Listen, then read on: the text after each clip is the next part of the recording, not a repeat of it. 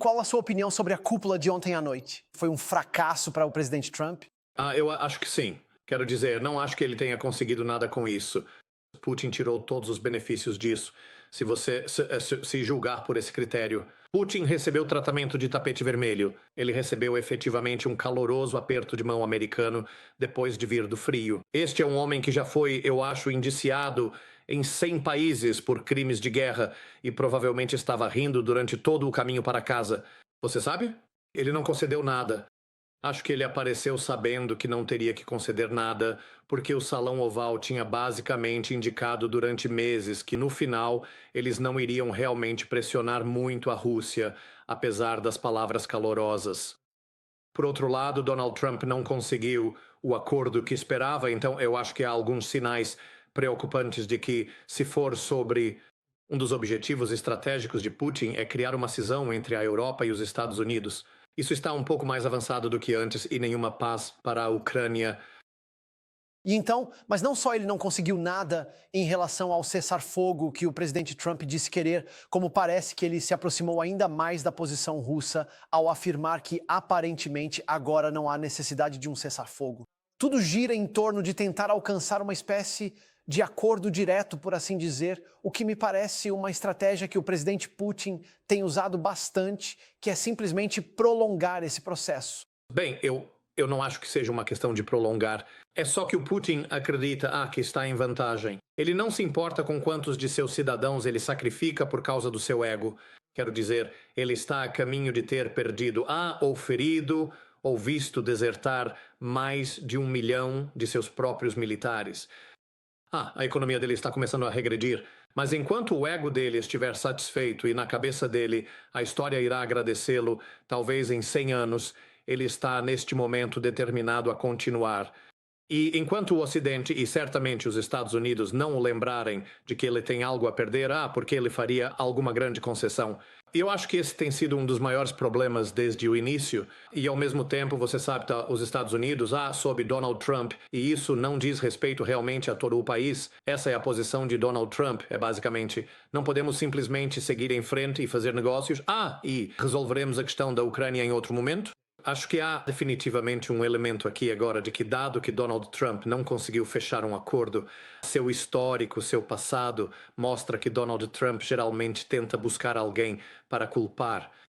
Estou preocupado que na próxima semana possa ser o presidente Zelensky quem ele vai tentar culpar. Ele vai retratá-lo como belicista, quando na verdade todos sabem que é o presidente Putin. Vamos falar sobre o único vislumbre de esperança ao qual os líderes europeus efetivamente aludiram, que é essa ideia de garantias de segurança, de que os Estados Unidos possam ter avançado nesse sentido. Eu vi sugestões anteriores de que poderia haver algum tipo de garantia de segurança dos Estados Unidos, semelhante ao artigo 5, quando se trata da segurança da Ucrânia no futuro.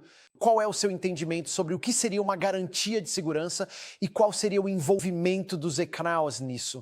Bem, acho que a primeira pergunta é o que exatamente será garantido.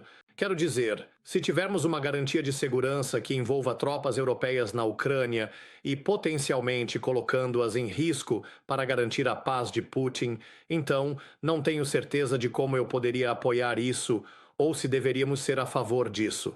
Não queremos ver uma repetição do fracasso da ONU nos Balcãs, onde tropas europeias ou britânicas tenham que ficar paradas assistindo russos matarem ucranianos, disfarçados de milicianos ou algo assim, e nós ficarmos impotentes e humilhados. Sabe, isso deveria ser sobre garantir de fato a paz da Ucrânia. Afinal de contas, eles são o país que foi invadido, então acho que isso tem dois lados. As garantias de segurança devem ser aplicadas para sustentar efetivamente uma paz negociada que beneficie ou reconheça a Ucrânia. Acho que se for apenas para permitir que Putin volte e se rearme enquanto acabamos, na prática, policiando talvez a Ucrânia, eu acho que isso seria totalmente errado. Então acho que precisamos entender, antes de tudo, que garantias de segurança sozinhas não são tudo. Elas precisam ser sobre garantir uma paz justa. Eu não vejo nenhuma paz justa no horizonte, por enquanto. Tudo o que vejo é um Estados Unidos bastante interessado, sob Donald Trump, em fazer negócios em Ankara, mas nada interessado em exercer qualquer pressão sobre a Rússia. E só em termos do que, Sebastian, pode ser o nosso papel nisso? Quero dizer, nós já conversamos. Tem havido muita conversa sobre tropas britânicas em solo, caso algum dia cheguemos a esse ponto. Qual é a sua percepção sobre nossa capacidade em relação a isso? O que teríamos que fazer junto com outros aliados europeus?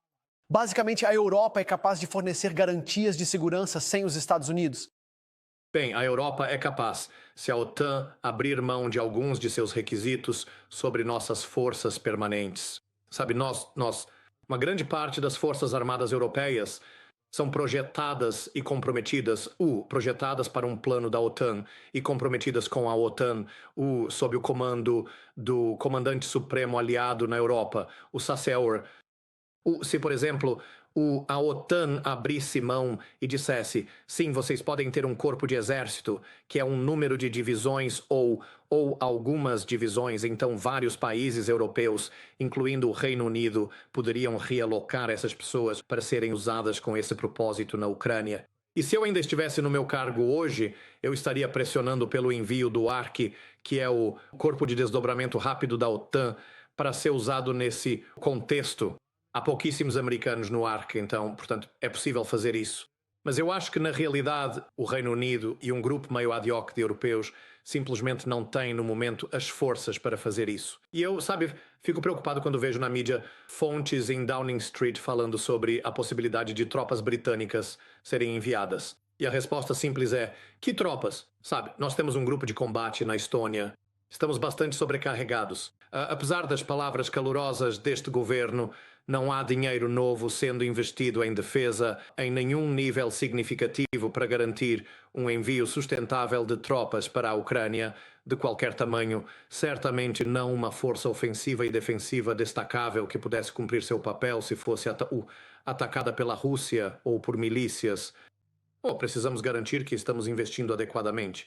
E você sabe, esse é o problema com o número 10, ambos os governos, que muitas vezes se posicionaram ao redor do mundo, se voluntariando para as forças britânicas. E a menos que o secretário de Estado da Defesa esteja preparado para dizer não, primeiro-ministro, e o Tesouro esteja preparado para financiá-lo, acabaremos com um país vazio. Forças Armadas.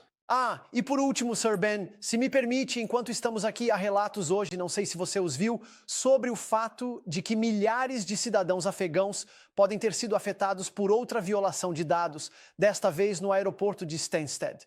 O governo parece estar minimizando isso, dizendo que não é tão sério quanto o que vimos antes. Qual é a sua opinião sobre isso? Acho que é um tipo diferente de gravidade. Pelo que entendi, pelos relatos da mídia, esses indivíduos já estão no Reino Unido, então, portanto, estão em muito menos perigo do que o outro grupo de pessoas. Embora é importante lembrar aos seus telespectadores que dos mais de 20 mil nomes na lista que estava naquele vazamento de dados, apenas 900 vieram para o Reino Unido, porque dezenas de milhares eram inscrições erradas ou falsas, pessoas que não eram elegíveis. E se não eram elegíveis é porque realmente não ajudaram as tropas britânicas e, portanto, não representam perigo para o Talibã. No entanto, é um tipo diferente de seriedade, que é uma ameaça duradoura de estados hostis, como a Rússia e potencialmente a China, a nossa infraestrutura e a nossa resiliência, sabe? A inteligência estrangeira está sempre atrás de coisas como manifesto, aeroporto, companhia aérea, você sabe, registros de passageiros, porque permite que eles identifiquem nossa logística e nossas operações. Eles fazem isso o tempo todo. Eles acham que provavelmente foi isso, que um estado hostil quer saber o que está acontecendo em Stansted, quem está voando para onde, qual é a nossa logística, sabe? Ok. Essa é a questão mais séria no momento e precisa ser resolvida.